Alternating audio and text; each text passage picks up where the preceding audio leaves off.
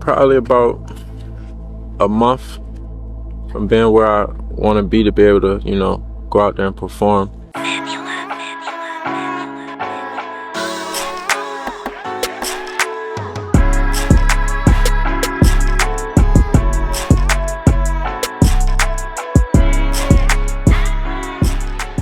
What's good, people? It's your boy, Mr. Rome, Cowboys Fan Talk.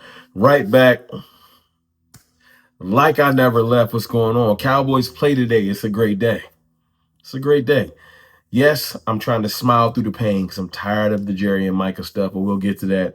Look, do me a favor, man. We are almost halfway to 33K. Do me a favor. If you like the content, hit the subscribe button. I would appreciate it. If you back like you never left because you watch my channel on the regular, thank you. Now, let's talk about Trayvon Diggs. I had to dig through. Shout out to my brother DMV. The Goonies shirt, I had to break it back out. This is a deep cut shirt my brother made a couple years ago, but it's fire to me because I had to get my Diggs stuff out. You know what I'm saying? Yes, that's Micah next to Diggs, 7-Eleven for life. Yeah. Anyway, Trayvon Diggs, man, this is why I got excited about this. Hold on, let me adjust the camera a little bit. This is why I got excited about this. Trayvon Diggs is alluding to being back week 2 or 3. And I think that's so fire. I think it's so fire. I'll play the interview that he put on his YouTube channel in a second. I just wanted to say that might be exactly why the Cowboys haven't gone to get Stephon Gilmore. Now, look, I've been beating the table. Go get a veteran corner. I feel like we hit gold once this offseason. We got Kyer Elam. And I know we haven't seen Kyer Elam really go out there and do it for real. But all intents and purposes, the confidence in the training staff, the coaching staff, through camp, before camp, have pretty much solidified. Elam is a great player. He can fit Eberflus's system. Eberflus has been a defensive coordinator, head coach in this league. I think he knows what a decent corner looks like at this point. So if he wasn't good enough, it would have came out by now. I think that Kyer Elam is at bare minimum at least serviceable. Now we have Deron Bland, former All-Pro. I know I don't give him enough respect. Deron Bland, is he the best corner in the league? No. Is he an above average corner in this league? Absolutely. Deron Bland can play NFL football. And I think he's best in the slot. He thinks he's best on the outside, probably because of that Munyon. I get it. But at the end of the day, we have a solidified former All-Pro above average corner. We have a potentially above average corner in Kyer Elam, and then we have a blank spot. Now, right now, this is where it gets fun. And I'll play the Trayvon Diggs clip. This is where it gets fun. Zion Childress is showing himself that he could probably play in that slot. He is excelling in the slot. So we're going to go from a deficiency at corner to probably an excess of corners. Because once Trayvon Diggs gets, you know what? Let me let Trayvon Diggs tell y'all. I'm probably about a month from being where I want to be able to, go out there and perform. I feel good as far as like running, cutting, jumping, doing my DB drills. Everything feels back to normal. I just need to get a little bit stronger. I feel like I'm gonna take this month just to train with Myron, get stronger, get as strong as I can, stronger than I was before, just to sustain that throughout the whole season, so that's my plan. That's my plan going in, for the next month, getting stronger. And, I'm gonna try to come back at least by week 2, week 3. That's my goal that I got set. That's what I got circled on my calendar. So, I gotta make sure that I do everything I can just to make that happen for me. You hear him? You see that? It just gets me excited because I think people forget how good Diggs was. Like, I think y'all just think that it's over. It's not. Diggs is in his 20s. He's not 32. Get a young man a chance. I see players excelling at 34. Darius Slay still out here excelling. Trayvon Diggs, former All-Pro, interception king. You know what I'm saying? He got more interceptions in the season than some people get in their career. Put some respect on that. It ain't easy. You act like it's just easy. If it's that easy, people been doing it. Trayvon Diggs will be coming back, y'all. And you got to think about it. A month from now, let's just say it's week 4. let's just say they be cautious.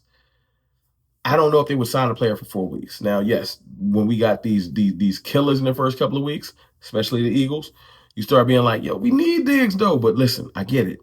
We're going to try to make it work with probably Childress, Elam, and Deron Bland. That's who we got rocking. That's our three corners, barring injury. And then after that, when Diggs comes back, then it gets fun. It gets interesting. Because does Bland kick back into the slot?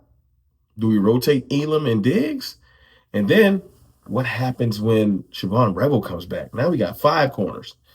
Now we 5 deep.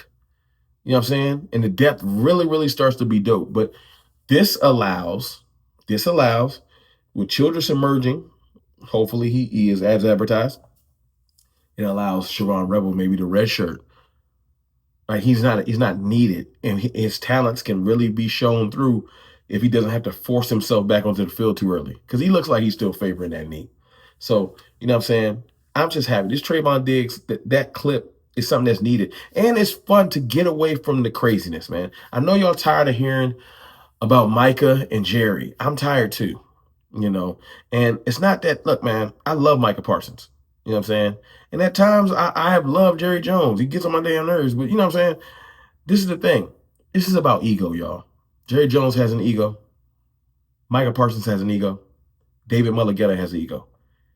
And when that much ego get into the room and you disagree, it's hard to get anywhere. Someone has to concede, swallow their pride, grow for the greater good. And I know Mike is like, I'm not doing it. David Mulligetta is like, I'm the most powerful agent in the world. I'm doing it. And Jerry Jones is like, I'm the most powerful owner in the NFL. I definitely ain't doing it. And then here we are. And it's silly. I don't want to choose a side. I know there are content creators and people out there that's like, yo, Jerry is right. Salute, man. I got other battles to fight in life.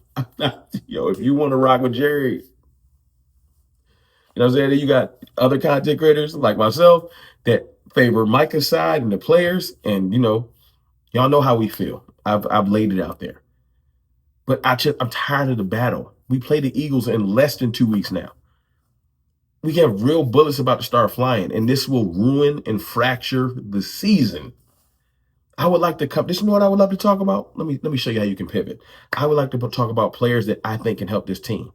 I don't know if Childress, like little things will be learned tonight. Like if Zion Childress does not dress, he's a starter.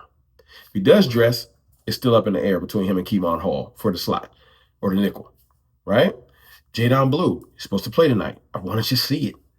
I know it ain't the starting line and none of that, but I want to see it. If he pops, our expectations for the running game go through the roof. Maybe we don't need to trade for somebody. If he doesn't pop, then you go straight to, we need to go get another player. It's that simple. Like, it's not that a lot of starting positions will be decided tonight, but little small things that haven't been decided. Trayshawn Holden's probably going to get a lot of snaps tonight. A lot more than before, right? Him and Flournoy. They go out there and both go crazy. Does that kind of be like, you know what? We can't let this dude walk. Does that ruin it for Brooks? Does Brooks get snaps tonight? Like, things can be decided. Tonight's game, it's important. Does Joe Milton finally show another flash? Like, okay, he's starting to get it because he hasn't played a lot of football.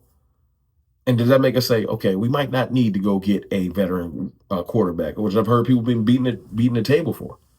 Little things like that. You know what I'm saying? So tonight's game isn't not important for the Cowboys. It's important. Small things can be answered. No, win or loss doesn't matter to me. I just named like 3 or 4 things that are important to the season. And that's what I would love to focus on, y'all. Don't y'all want to talk about that? Don't y'all want to see, oh, Jay Toya is really, we might have something here. You want to see him elevate.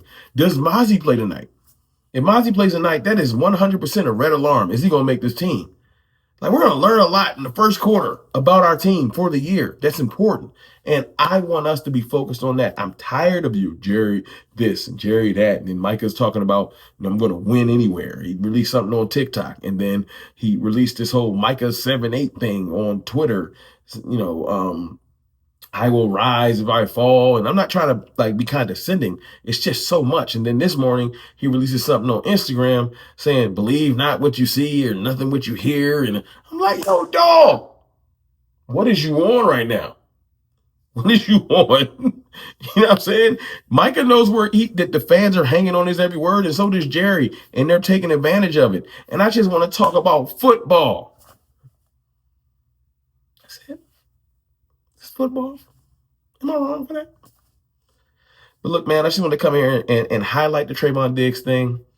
Tell y'all how I felt about tonight. Of course, I'll be back later during or after the game. And I appreciate y'all's support, man. I know it's been a lot going on, but don't think that I don't appreciate and love y'all. Yeah. And I'll holler.